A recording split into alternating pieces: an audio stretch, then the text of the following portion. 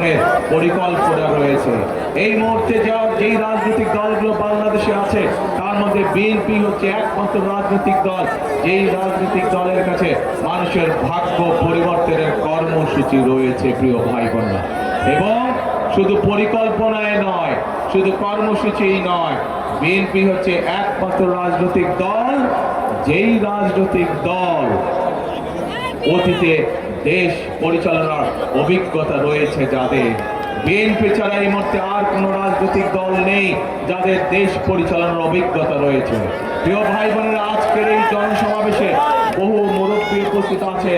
মুরব্বীদের খেয়াল আছে দেশ স্বাধীনের পরে যারা দেশ পরিচালনা করেছিল তারা কিভাবে দেশের আইন শৃঙ্খলা পরিস্থিতির অবনতি করেছিল।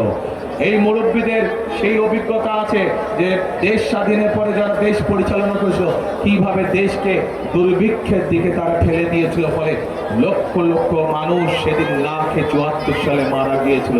কিন্তু পরবর্তীতে যখন শহীদ রাষ্ট্রপতি জিয়াউর রহমান দেশ পরিচালনার দায়িত্ব পেলেন, উনি শুধু দুর্ভিক্ষের হাত থেকে দেশকে রক্ষা করলেন না, বরং শহীদ রাষ্ট্রপতি জিয়াউর রহমান সেদিন বাংলাদেশে দ্বিগুণ খাদ্য উৎপাদন করেছিলেন, বরং খাদ্য রপ্তানি করা হয়েছিল এই বাংলাদেশ থেকে। শুধু তাই নয়, কঠোর হস্তে শহীদ রাষ্ট্রপতি জিয়াউর রহমান সেদিন বাংলাদেশের আইন শৃঙ্খলাকে রক্ষা করেছিলেন।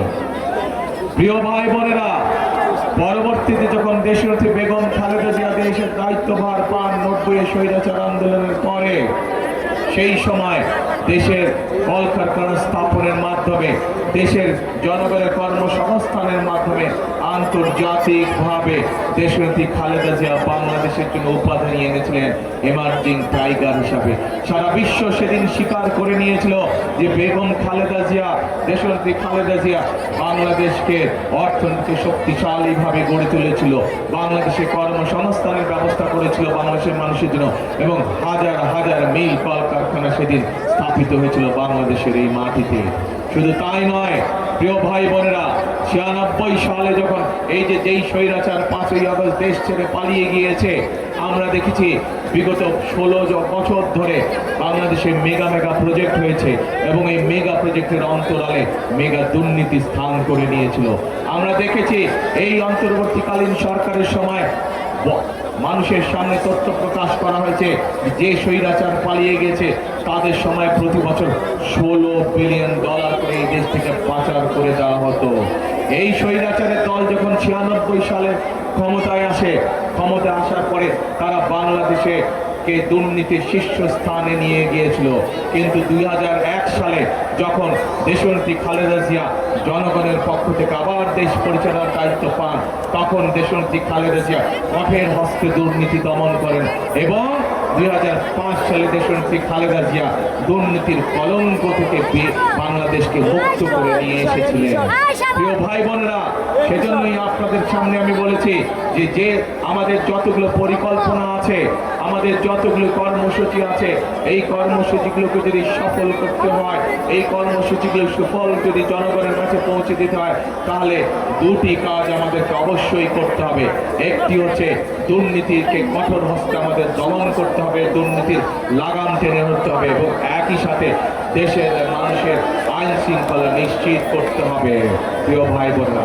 এবং এই দুইটি কাজে বিএনপি সফলভাবে অতীতে করেছে। কাজে এই কাজ করার অভিজ্ঞতা একমাত্র বাংলাদেশে এই মুহূর্তে বিএনপি নামক যে দলটি, সেই রাজনৈতিক দলেরই এই অভিজ্ঞতা রয়েছে। প্রিয় ভাই বোনেরা, আজ আমাদের সামনে বহু সমস্যা, দেশের অর্থনীতি আমাদের ভেঙে পড়েছে, দেশের স্বাস্থ্য ব্যবস্থা আমাদের ভেঙে পড়েছে, দেশের শিক্ষা ব্যবস্থা আমাদের ভেঙে পড়েছে। বাংলাদেশের কোটি কোটি মানুষ আজ, কোটি কোটি তরুণ, কোটি কোটি যুবক আজ বেকার হয়ে বসে আছে। তাদের কর্মসংস্থানের প্রয়োজন। আমাদের শিক্ষার জন্য আগামী প্রজন্মের শিশুদের শিক্ষা ব্যবস্থাকে আমাদের গড়ে তুলতে হবে। আমাদেরকে বিদেশ থেকে, আপনারা নিশ্চয়ই পত্র পত্রিকার খবর দেখেছেন যে বিগত কয়েকদিন ধরে আমি বিভিন্ন দেশের রাষ্ট্রদূতদের সাথে কথা বলেছি। প্রত্যেকের সাথে কথা বলার সময় আমি বলেছি যে এই বাংলাদেশের মানুষের জন্য আমাদেরকে কর্মসংস্থানের ব্যবস্থা করতে হবে, এবং আমরা চাই আপনারা আপনাদের দেশ থেকে বিনিয়োগকারীদেরকে বাংলাদেশে নিয়ে আসুন।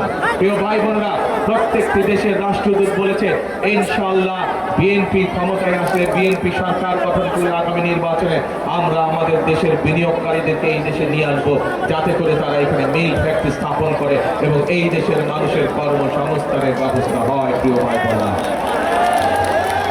প্রিয় ভাই বোনেরা, প্রিয় ভাই বোনেরা, আজ আজ সময় এসেছে আমাদেরকে এই সমস্যাগুলোর সমাধান করতে হবে এবং এই সমস্যার সমাধানগুলো করার যোগ্যতা এবং অভিজ্ঞতা একমাত্র বিএনপি আছে। আমাদের সামনে বহু সমস্যা, আজ যদি আমরা দেশ গঠনের কাজে হাত না দেই তাহলে আবার আমাদের দেশকে জনগণকে পিছিয়ে পড়তে হবে।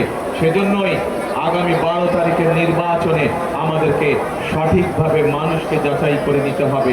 আমাদের 12 তারিখের নির্বাচনে সঠিক সিদ্ধান্ত নিয়ে সঠিক দলকে সরকার গঠনের সুযোগ দিতে হবে।